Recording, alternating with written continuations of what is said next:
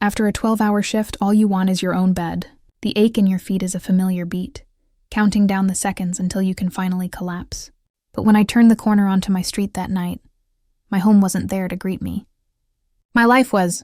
It was packed into 3 black trash bags on the wet sidewalk, glistening under the sickly orange glow of a streetlight. Taped to one of them was a single white envelope. My name was scrawled across it in my sister's deceptively neat handwriting. If you believe karma has a way of settling the score, you'll want to stick around because this is just where my story begins. Picture this. It's 3 a.m., and the streets of Detroit are quiet except for the hum of tired engines and flickering streetlights. I had just finished a 12-hour shift at the hospital. My feet ached, my back screamed, and my only wish was to collapse into my bed in the house my parents left to my sister and me. I believed home was waiting for me like a soft promise. I believed family meant safety. But when I turned onto my street, my whole world stopped. My life was sitting on the sidewalk. 3 black trash bags glistened under a weak streetlight, soaking up the drizzle. My clothes, my blankets, my photo frames, everything I owned. Taped to one of the bags was a white envelope with my name on it, written in my sister Monique's perfect handwriting. My hands trembled as I tore it open. The note said, "I need this house more than you do. It's my turn to be happy. The locks have been changed. Don't try to contact me." That was it. No explanation. No signature. No apology. I stood there in the rain, reading it over and over like maybe I was missing a second page. The one that said it was a joke, a test, a misunderstanding. But it wasn't. I tried my key anyway. It slid in, but it wouldn't turn. She'd really changed the locks. It's hard to describe what betrayal feels like when it comes from your own blood. It's not anger at first. It's silence. Heavy, choking silence. I just stared at the house. Our house. The same porch where we used to eat popsicles as kids. The same living room where we opened Christmas gifts. The light was still on inside, glowing softly like nothing had changed. But everything had. That morning, before my shift, Monique had made me breakfast. She smiled, hugged me, said, "You're the best sister anyone could have." And while I was helping 6 strangers at the hospital, she was packing up my life into garbage bags. She'd moved back into the house 3 months earlier.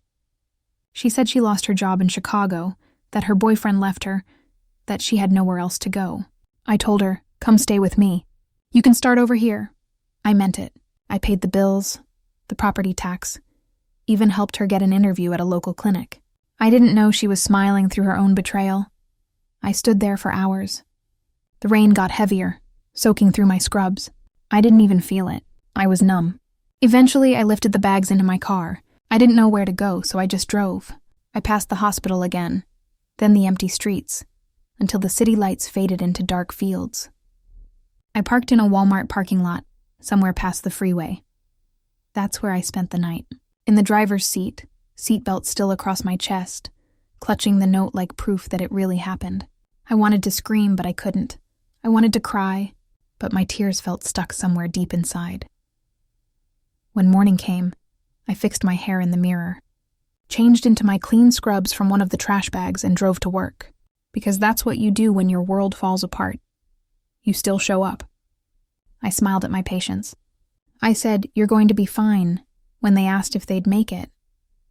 I laughed with coworkers like nothing was wrong. Inside, I was cracking. After work, I went to a 24-hour gym to shower. Then I sat in my car outside a diner, eating gas station snacks, trying to think of a plan. That's when I met Maria. She was a waitress, older, with kind eyes. She brought me coffee even though I hadn't ordered yet. "You look tired," she said. I nodded, forcing a smile. Just a long shift. But she saw it. The exhaustion, the sadness I was trying to hide. She didn't push, just refilled my cup and said softly, "I've had rough nights too." That tiny act of kindness cracked something open in me. For weeks I had no one. Monique had already told our few relatives that I was unstable, that I'd had a breakdown. She wanted to make sure no one believed my side of the story. But that night, Maria reminded me that good people still exist. When I finally told her what happened, her eyes went wide. She didn't interrupt. She just listened. Then she said, "My cousin's a lawyer. He hates bullies. You should call him." That sentence, that single moment, was like a spark in a pitch-black tunnel. It didn't fix everything, but it gave me direction. That night, I made a promise to myself. I would fight back. Not by yelling, not by revenge in the ugly way. I would fight smart, patient, and legal. I would get my dignity back. Because sometimes revenge isn't about hurting the person who hurt you. It's about rebuilding yourself so strong they can never break you again. And that's where my story truly began. If you're still listening, make sure to like this video, subscribe, and turn on notifications. Because in the next part, I'll tell you what it's like to work double shifts while living out of your car, and how betrayal slowly turned into determination. When people talk about hitting rock bottom, they make it sound like one big crash, one loud moment where everything breaks. But it's not like that. It's slower. It's waking up every day, trying to act normal, while your world quietly collapses piece by piece.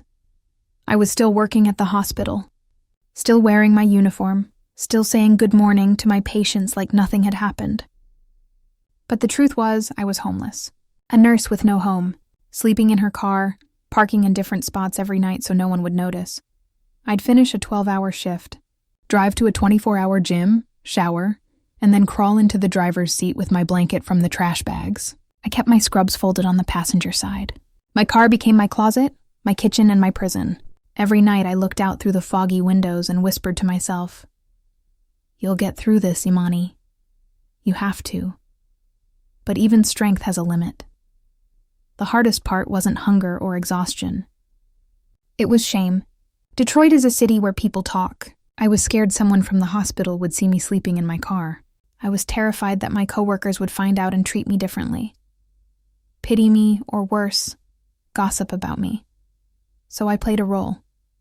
Every morning I'd put on lipstick in my rearview mirror and fix my bun like I hadn't just spent the night in a parking lot. I'd walk into the hospital smiling. Nobody knew the truth. Monique didn't just take the house. She took my peace. She called relatives, told them I'd snapped, that I was having emotional problems, that she had to change the locks for her safety. She made me sound dangerous, unstable, and they believed her. Even my aunt, who helped raise us, stopped answering my calls. I learned what loneliness really feels like. Not being alone, but realizing the people you trusted think you're the villain in your own story. Weeks passed like that. Every night I sat in that Walmart lot or behind the gym, staring at the steering wheel, trying to figure out how to get my life back. And then, the smallest light. I went back to the same diner one night. Maria, the waitress with kind eyes, was working again. She poured my coffee without asking. "Rough night?" she said gently. I told her I'd called the lawyer she mentioned, her cousin, Aaron Lewis. He'd listened to me for nearly an hour. I told him about the house, the note, the lies, the changed locks. He said, "Imani, what your sister did is called an illegal eviction. You have rights." That sentence hit me hard. Illegal eviction. Those two words felt like hope with a heartbeat. Aaron said he'd take the case on contingency, which meant I wouldn't have to pay unless we won. I almost cried when he said that. It was the first time in weeks someone believed me. Maria smiled when I told her. "Good," she said. "Some people deserve to face what they've done." That night I bought her a slice of pie with the few dollars I had left. We sat in silence, two strangers connected by kindness. I realized something then. Sometimes the people who save you aren't family. Sometimes they're people who just see you. After that, I started planning instead of crying. I kept every receipt that showed I'd paid the mortgage. I printed my bank statements. I made a folder with every bill that had my name on it. I was building proof, not just for court, but for myself. Proof that I wasn't the crazy one. But surviving still wasn't easy. My car battery died one morning, and I had to beg a stranger for a jump start. One rainy night, someone tried to open my car door while I was sleeping. I barely breathed until they walked away. Fear became a constant companion, sitting in the back seat with my luggage. At work, I started volunteering for extra shifts, double, sometimes triple. Anything to save money and distract my mind. But every time I saw a sister comforting her sibling in the hospital, something twisted inside me. I envied that bond. I used to have it. Monique and I used to laugh until we cried. We shared secrets. She was my best friend before she became my enemy. One evening, while I was restocking supplies at work, one of my coworkers, Jasmine, said, "Imani, you always look so calm. I wish I had your life together." I almost laughed. If only you knew, I thought. That's when I realized something powerful. People can't see your pain unless you let them. And maybe that's a gift. I didn't want pity. I wanted to be strong again. Not pretend strong, real strong. By the end of the month, I had a plan. Aaron told me we'd start by filing a civil complaint against Monique for illegal eviction and financial damages. It wouldn't be fast, but it would be fair. I wasn't fighting for the house anymore. I was fighting for justice. For the truth. The night before he filed the papers, I sat in my car and whispered to myself, "You're not broken. You're just unfinished." That was the first night I slept without crying. This story isn't just about revenge. It's about rebuilding when someone steals everything, your home, your trust, your name, and learning to stand again. If you're still listening, thank you. Don't forget to like this video, subscribe, and turn on notifications. Because in part 3, you'll hear how I finally confronted my sister through the law. And trust me, she didn't see what was coming. When you've lost everything, you stop dreaming about miracles. You start dreaming about fairness, and that's what I wanted. Just fairness. Aaron Lewis, the lawyer Maria connected me with, wasn't like the TV lawyers I'd seen. He didn't wear expensive suits or talk fast. He spoke calm and low, like someone who'd seen a lot of pain and learned how to organize it into action. The first time we met, he looked through my documents, the mortgage receipts, utility bills, even the text messages between me and Monique, and said, "Imani, this isn't just betrayal. It's a crime." Hearing those words out loud almost broke me, because until then, I thought I was the problem. She made me believe I was overreacting, that it was my fault for being too controlling or too serious. But now, finally, someone was telling me I wasn't crazy. I was a victim of an illegal eviction. We started building a case right away. Aaron said, "Every detail matters. Keep everything," so I did. Every receipt, every email, every text. I started printing photos of the house, repairs I'd done, furniture I bought, garden work I paid for. Each piece of paper became part of my weapon. A quiet, patient weapon of truth. At night, I worked double shifts at the hospital. By day, I drove to Aaron's office downtown to sign affidavits and write statements. I was living on coffee and faith. But for the first time in months, I had direction. Every small step, every signature, every document felt like a brick rebuilding the foundation Monique had destroyed. Aaron explained how we'd file the case. A civil complaint for illegal eviction and damages. A partition sale, since the house legally belonged to both of us, meaning it would be sold and the money split fairly. He told me, "You might not get the house back, but you'll get what's right. And sometimes that's even better." When I left his office that day, I sat in my car and just breathed. I didn't realize until then how long I'd been holding my breath since that night. But Monique wasn't going to make it easy. A week after the lawsuit was filed, she called me for the first time in months. Her voice was calm, too calm. "I can't believe you'd sue me," she said. "You're ruining the family name." I laughed, a bitter, humorless sound. "You ruined the family, Monique. I'm just cleaning up what's left." She hung up, but not before whispering, "You'll regret this." For a moment, fear crept in again. She'd always known how to intimidate me. Growing up, she was the bold one, the talker, the one who could make everyone believe anything. I was the quiet one, the listener. But that silence had become my strength. A few days later, one of our cousins sent me screenshots. Monique had posted a long story on Facebook about how her unstable sister was trying to destroy her life. She was still painting herself as the victim. At first, I felt that same wave of humiliation and anger. Then something inside me shifted. Let her talk. Let her play her role. Because when the truth finally comes out, her lies will collapse on their own. Aaron called me that night. "Don't respond online," he said. "She wants a fight in public. We'll fight in court," so I stayed silent. I focused on my work, my case, and my survival. It wasn't easy.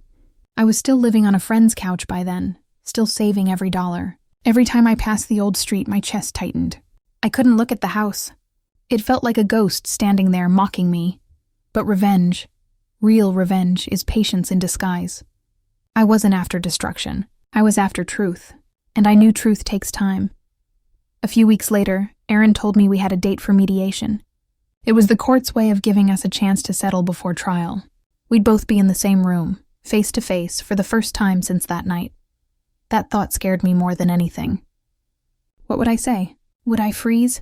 Would I scream? I practiced in the mirror for days, my voice shaking at first, then getting steadier.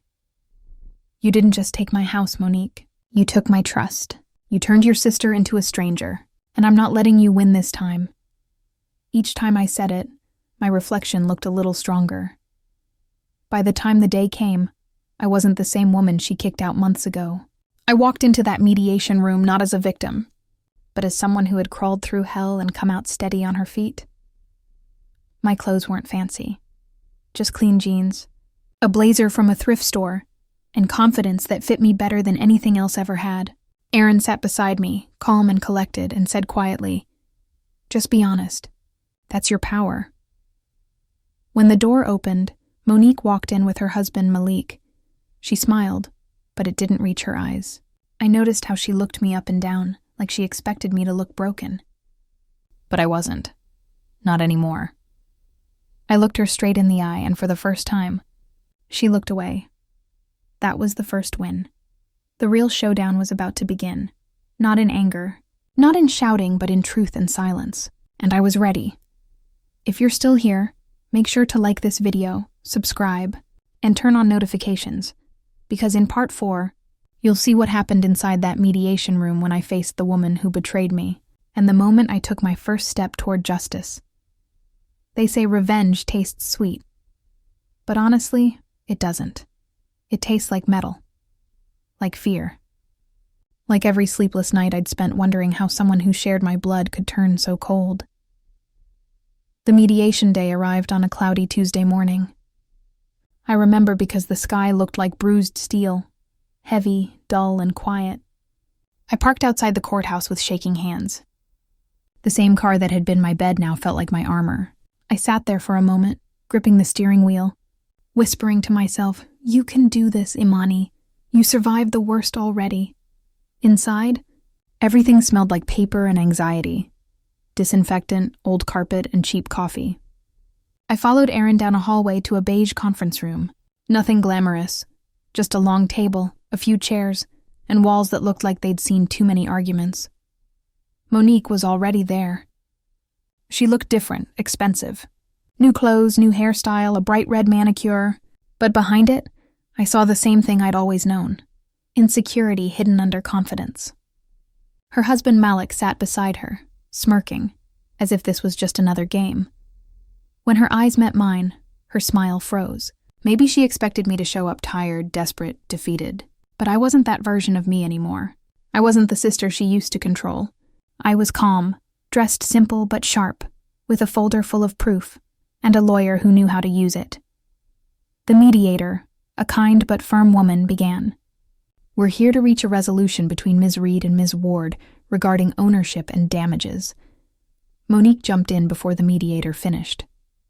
"I just want peace," she said dramatically, her voice trembling like an actress mid-scene. "Imani has been unstable for a long time. I was only protecting myself."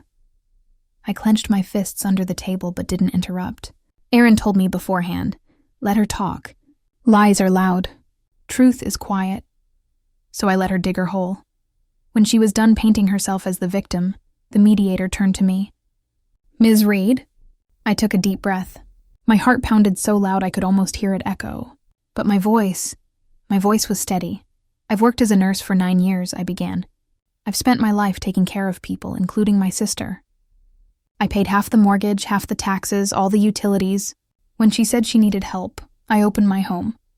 And while I was at work helping others, she changed the locks and threw my things onto the sidewalk." I reached into my folder and slid a stack of papers across the table. Receipts, bank statements, utility bills, even photos of the house repairs I'd paid for. Aaron spoke next, clear and calm. We also have witness statements from neighbors and digital records showing Ms. Reed's financial contribution over the past 5 years. Monique's lawyer, a slick man with shiny shoes, tried to interrupt. Those payments were voluntary, he said. Aaron smiled slightly, the way only confident lawyers do. Voluntary payments don't cover half the mortgage, utilities, and taxes consistently for 5 years, counselor. For a moment, the room went still. Even the air seemed to pause. Monique's face lost its color. Her husband leaned back, avoiding eye contact. Then Monique tried to cry. Fake tears, weak sobs. "I just wanted what was mine," she said softly. "I've always been the one left behind." That's when I finally spoke, and I didn't read from any notes. I just looked at her and said quietly, "You had everything, Monique. You had me. I would have given you anything if you had just asked. But you didn't ask. You stole. And the worst part isn't losing the house. It's realizing my own sister looked me in the eyes that morning, smiled, and already knew what she was about to do." The mediator lowered her pen. The silence that followed felt like justice starting to breathe. Aaron then slid another document forward. "We are seeking full damages for illegal eviction, repayment for Ms. Reed's financial contributions, and an equal share of the home's value through partition sale." The mediator nodded. "That's fair." Monique's lawyer whispered something to her, but her face crumpled. Her fake calm was gone. She knew she was trapped, not by revenge, but by facts. There's no weapon more powerful than proof in the hands of someone who's been wronged. The session ended quietly. No yelling, no screaming, just the sound of papers being signed and a long silence that said everything. As we walked out, Monique tried to speak. "Imani, wait," I stopped at the door. She whispered, "I didn't mean for it to go this far." I turned back, looked straight at her and said, "Yes, you did." Then I walked away. That moment didn't feel like victory. It felt like release, the kind you don't shout about, the kind that just lets you breathe again. Outside, the rain had stopped, and for the first time in a long time, I didn't feel small. I looked up at the cloudy Detroit sky and smiled to myself. Not a happy smile, a peaceful one. We still had the final court process ahead, the sale, the payout. But I'd already won something bigger. I had my dignity back. That's the thing about betrayal. It may destroy your trust, but it can also rebuild your power if you let it. If you're watching this right now, I want you to remember, sometimes revenge doesn't come in flames or fights. Sometimes it comes in quiet rooms where the truth finally speaks louder than lies. If you've ever been betrayed and you're fighting your way back, I want you to stay with me. Because in part 5, I'll tell you how the final verdict changed everything. Don't forget to like this video, subscribe, and turn on notifications so you don't miss what happens when justice finally arrives. When the mediation ended, I thought the worst was behind me. But I was wrong. The legal process moved slow, slower than grief, slower than healing. There were filings, signatures, and weeks of waiting. Every call from Aaron made my heart race, because each one could bring either good news or another delay. In those weeks, I learned something strange. Revenge isn't loud. It's quiet. It's paperwork and patience and waking up every day to keep fighting for something that was yours all along. I tried to live as normal a life as possible, though normal had a new meaning for me. I still worked my shifts at the hospital, still smiled at patients who told me I had kind eyes, still took extra hours to rebuild the savings I'd lost. But every night when I got home to the small room I was renting, I prayed for closure. Not just money, said peace. Then, one gray afternoon, Aaron called. His voice sounded lighter than usual. "Imani," he said, "it's over. The judge made a decision." I stopped breathing. "And?" he smiled through the phone. I could hear it. "We won." I sank down onto the floor. For a second, I couldn't even speak. The tears came before the words did. We won. The court had ruled in my favor. The judge agreed that Monique had illegally evicted me and owed me half of the property's value, plus damages for emotional distress and the mortgage payments I'd made over the years. The judge also ordered a partition sale. The house would be sold, and the proceeds split evenly. On top of that, my sister's portion would be reduced by the amount she owed me in damages. It was justice. Not vengeance. Not payback, but clean. Measured justice. Aaron told me the amount I'd receive, and I was stunned. It was more than enough to start fresh. I thanked him again and again, my voice shaking. He just said, "You earned this, Imani. You fought with truth." For the first time in almost a year, I slept peacefully. No car seats, no gym showers, no fear. Just sleep. The kind that feels like safety. But the story didn't end there. A few weeks later, I had to attend the final closing, the day the house officially changed hands to the buyer. I almost didn't go. I didn't want to see it again, to walk through those doors. But something inside me said I needed to, not for revenge, but for closure. When I pulled up to the house on East Warren Avenue, it looked smaller. The paint was chipped, the garden overgrown. The porch light, the one I used to leave on after my night shifts, was burned out. It didn't feel like home anymore. It felt like a stranger wearing familiar clothes. Monique was there too, standing by her car, her face unreadable. She didn't look powerful or proud, just tired. For a moment our eyes met. Neither of us spoke. There was too much history between us, too many things that couldn't be fixed with apologies. I signed the final papers inside, my hands steady this time. I handed the pen back to the realtor, and that was it. Done. The house was gone, and with it, the last chain that tied me to her betrayal.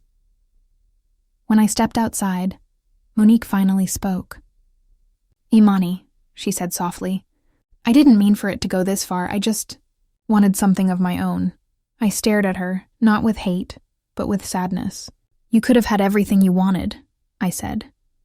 "You just had to ask." She looked down, but I didn't wait for her reply. I walked away. The wind was cool that day. It brushed against my face like a whisper of closure. For the first time since that night, I didn't feel anger. Only calm. The kind that comes when you finally stop bleeding. A month later, the check arrived. I remember holding it in my hands, staring at the amount. It felt unreal. Not because of the money, but because it represented something bigger. Proof that truth can win, even when the liar is family. I didn't cash it right away. I sat with it for a while, just breathing. Then I made a promise to myself. This time, every dollar I spend will go toward building peace. I used that money to buy a small condo in a quiet part of Detroit. It wasn't fancy, just 2 bedrooms, a tiny balcony, and sunlight that spilled into the kitchen every morning. But it was mine. No shared deeds, no split ownership, no locks changed behind my back. Just me. The first night I slept there, I left the porch light on. Not for anyone else, but for myself. I wanted to walk into my new life with light waiting. Sometimes, in the middle of the night, I still wake up panicked, thinking I'm back in my car. Then I see the soft glow of my lamp, the familiar warmth of my own bed, and I smile. Healing doesn't erase scars. It teaches you how to wear them like armor. Monique and I don't speak anymore. I hear she and her husband moved out of the city after the sale. I don't hate her. Not anymore. Hate is too heavy to carry. I let it go so I could carry peace instead. Revenge brought me here, but forgiveness let me breathe again. That's the truth about justice. It's not about watching them fall. It's about learning how to stand on your own feet again. If you've made it this far into my story, thank you. If you've ever been betrayed by someone you love, know this. You can rise again. You can rebuild. You can turn your pain into something powerful. Don't let betrayal define you. Let it refine you. If this story touched your heart, please like this video, subscribe, and comment "I'm still standing" below.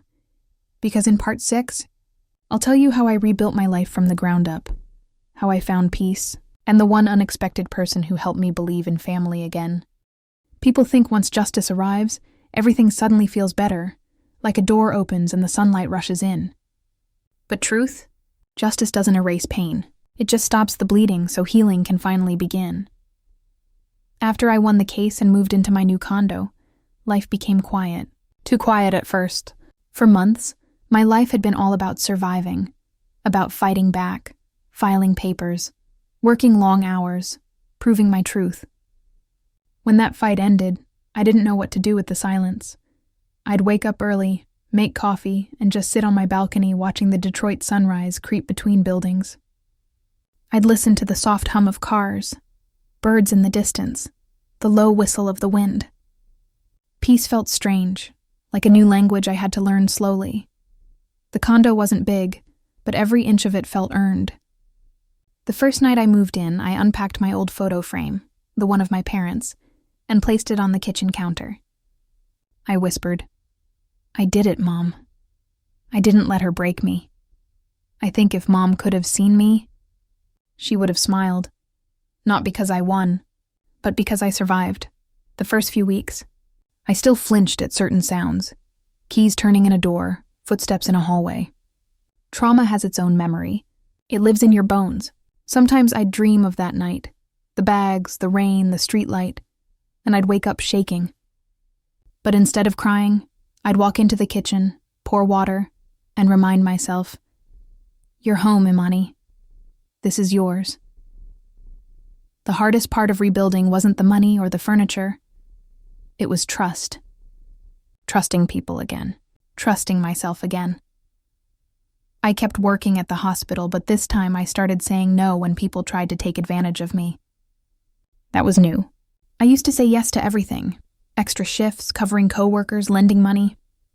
I thought kindness meant giving without limits. But after what Monique did, I learned that kindness needs boundaries. Love without limits turns into self-destruction. One day, I was having lunch in the hospital cafeteria when Maria, the waitress who'd helped me months ago, showed up. I couldn't believe it. She smiled that same soft smile that had saved me once before. "I wanted to see how you were doing," she said. I hugged her so tightly she laughed. "You saved my life," I told her. She shook her head. "No, I just passed you a phone number. You saved yourself." That moment reminded me of something powerful. Sometimes angels don't come with wings. They come with coffee and compassion. We started meeting once a week after that. Sometimes at her diner, sometimes at my condo. She'd bring pie and I'd make tea. We talked about everything: work, life, forgiveness. One night she told me, "You know, sometimes the people who break us are the ones who teach us what love should never look like." Those words stuck with me. Because she was right. Monique taught me what betrayal felt like, but she also taught me how strong I could be. She forced me to rebuild. Not just a home, but a version of myself that wouldn't crumble again.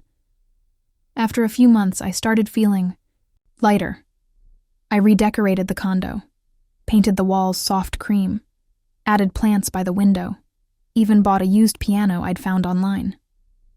I couldn't play much, but every time I touched the keys, it reminded me that starting over could sound beautiful too. Sometimes, while driving to work, I'd pass the old neighborhood. I never stopped, but I didn't avoid it anymore. I'd just look, take a deep breath, and whisper, "You didn't win, Monique. You just taught me how to rise." At the hospital, a few coworkers began noticing my calm. "Imani, you seem happier," one of them said. I smiled. Because I finally understand peace isn't the absence of pain. It's the ability to live beyond it. It wasn't easy to forgive her, but I did. Not for her sake, but for mine. Carrying hate is like drinking poison and waiting for someone else to get sick. Letting go didn't mean forgetting. It meant choosing freedom over bitterness. That's the thing about real revenge. It's not fire or anger. It's peace. It's waking up one morning, looking around, and realizing the person who hurt you no longer controls your story. I think back sometimes to the girl who stood on that rainy sidewalk, staring at trash bags filled with her life. She thought her world was ending. But now I see she was just beginning. One day, as I was leaving work, a young nurse named Tasha stopped me. "Miss Reed," she said softly, "you probably don't remember me, but I used to be one of your patients when I was a teenager. You told me once, healing takes time." I never forgot that. I smiled and said, "Looks like I needed that reminder myself." Driving home that evening, I felt something I hadn't felt in a long time. Pride. Not the loud kind, but the quiet kind that sits deep in your chest. Because here's the truth. Revenge may have started my journey, but self-respect finished it. If you're listening to this right now and you've been hurt by someone close, maybe even family, I want you to know this. Your pain doesn't define you. What you do after the pain, that's what defines you. You can rebuild. You can forgive. You can start again. You can find peace, even after betrayal. If this story spoke to your heart, please like this video, subscribe, and share it with someone who's trying to start over. Because in part 7, I'll tell you the final chapter, how I learned to love again, what forgiveness really meant, and the one message I'd send to my sister if I could. When I started this story, I thought revenge was the goal. I thought once I made Monique pay for what she did, everything broken inside me would magically fix itself. But that's not how healing works. Revenge gives you justice. Forgiveness gives you peace. It's been almost 2 years since the night I came home from that 12-hour shift and found my life in trash bags on the sidewalk. Sometimes it still feels like yesterday. Other times, it feels like a story that happened to someone else, a version of me that had to break before she could rebuild. I've changed since then. I'm softer now, but stronger too. I live slower. I speak kinder. Not because I forgot what happened, but because I understand what matters. My condo has become my little world. It's quiet, filled with warm light and small things that make me smile. A potted plant by the window, a photo of my parents in the hallway, and a small ceramic mug that says, "Still standing." Every morning, I make coffee, step onto the balcony, and watch Detroit wake up. The city that once felt so cold now feels alive again, like it's breathing with me. I see kids walking to school, cars rushing to work, a woman jogging with her headphones on. Life goes on, and I'm part of it again. Sometimes I catch myself thinking about Monique. I wonder if she ever regrets what she did, if she misses me, if she ever lies awake at night remembering the sister who once shared her secrets and her laughter. The truth is, I'll never really know, and maybe that's okay.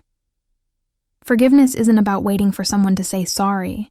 It's about deciding their apology is no longer the key to your peace. I used to replay that night over and over. The rain, the streetlight, the note. I used to imagine different outcomes. Me screaming, her apologizing, us fixing everything. But now, when that memory surfaces, I don't push it away. I let it play, then I breathe through it and remind myself, you survived. You're free. One evening, I was cleaning my kitchen when my phone buzzed. The number was unfamiliar. When I answered, a quiet voice said, "Imani?" It was Monique. For a moment, I couldn't speak. My heart started racing. She said, "I just wanted to say, I'm sorry. You didn't deserve what I did. I was jealous.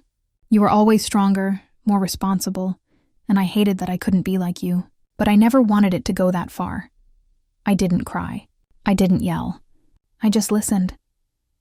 When she finished, I said, "Monique, I forgave you a long time ago." She was silent. "You did?" "Yes," I said softly, "because holding on to hate was still letting you live inside me. And I needed that space for peace." She didn't know what to say after that. She just whispered, "Thank you," and hung up. That was the last time we spoke. I didn't block her number. I didn't delete the call. I just let it sit there. A quiet reminder that closure doesn't always need a perfect ending. Sometimes it's just two broken hearts learning how to breathe again. That night, I lit a candle by my window. The flame flickered softly, and for the first time, I felt the kind of peace that doesn't shout. It hums, it breathes. It stays. I realized something powerful. Forgiveness doesn't mean what she did was okay. It means I'm choosing not to carry her choices anymore. I'm living my life for me now. I take trips alone, something I never had the courage to do before. I volunteer at a women's shelter once a month, talking to women who've been through betrayal, eviction, abuse. When they cry, I tell them, "I know that pain, but you'll get through it, because healing isn't about going back. It's about building forward." One woman once asked me, "Aren't you angry she never paid enough for what she did?" I smiled and said, "She did, because she has to live with herself, and I get to live free. That's the thing about life. Sometimes the sweetest revenge is simply being happy again. I don't need to look back with anger anymore. I look back with understanding, because that night, on that wet sidewalk, wasn't the end of my story. It was the beginning of my becoming, and maybe, just maybe, that's what all pain is. An invitation to become stronger than you ever imagined. Now, when I drive home from my long shifts, I don't dread the darkness. I see the glow of my porch light, and it feels like a promise. My promise. A promise that no matter what anyone takes from me, my peace, my trust, my home, I will always find a way to rebuild. Because home isn't just walls and windows. It's the peace you carry inside. And this time, no one can change the locks on that. If you're still here, thank you for watching my story. For listening. For feeling. For remembering that pain doesn't make you weak. It makes you human. If you've ever been betrayed, if you've ever had to start over, this is your reminder. You are stronger than what tried to break you.